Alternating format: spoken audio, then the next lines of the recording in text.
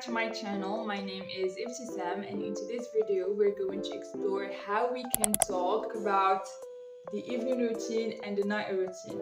So in a previous video I already talked about like the phrasal verbs needed to talk about your morning routine.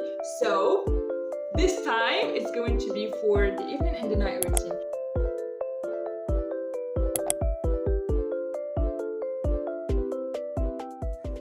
So as a definition, we find that evening is the time of day after the sun starts to set and before it gets completely dark.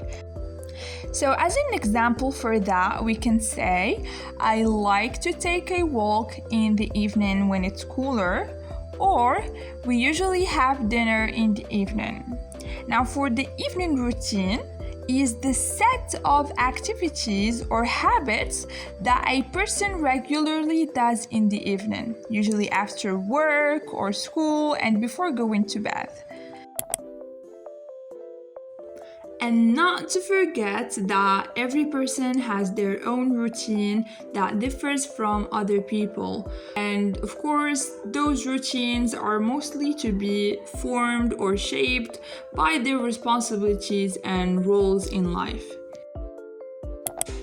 And as an example, we have that happy family we see in the picture. So for the mother, the evening starts a little earlier, around 5 p.m.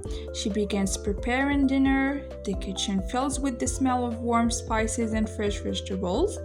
After food simmers, she takes a few quiet moments to tidy up the living room, light a candle, and maybe play some soft music in the background.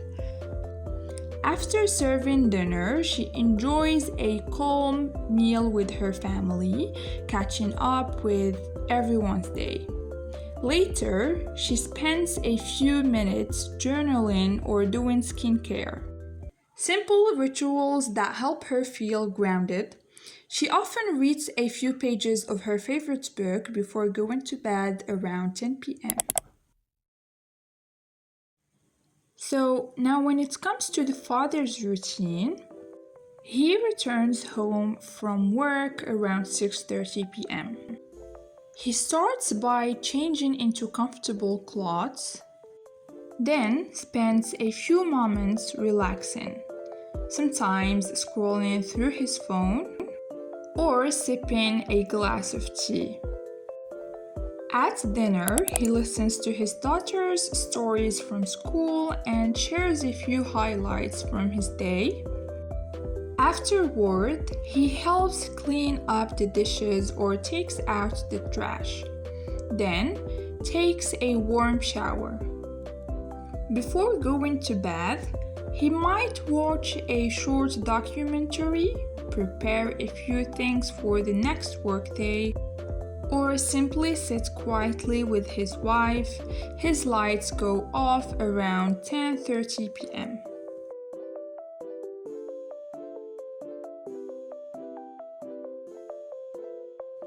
Now, let's take a look at the daughter's routine. The daughter arrives home from school by 5 p.m. She starts with a snack and about 30 minutes of rest, usually watching a cartoon or playing quietly. By 5:45 p.m., she begins her homework, with her mother nearby to help. Around 7 p.m., she joins her parents for dinner. After eating, she brushes her teeth, puts on her pajamas, and gets a bedtime story from her mom and dad. By 8:30 p.m., she's tucked into bed, ready for a good night's sleep before another day of learning and play. Phrasal verbs. So the first phrasal verb is to get in. Okay, get in means to enter. Okay, so as an example for that, we can say, I usually get in around 6 p.m. So the next phrasal verb is to wind down. So wind down means to relax after a long day, okay? If you had a hard day, like you were working hard and something like that, you would like to wind down maybe by doing some kind of a relaxing activity.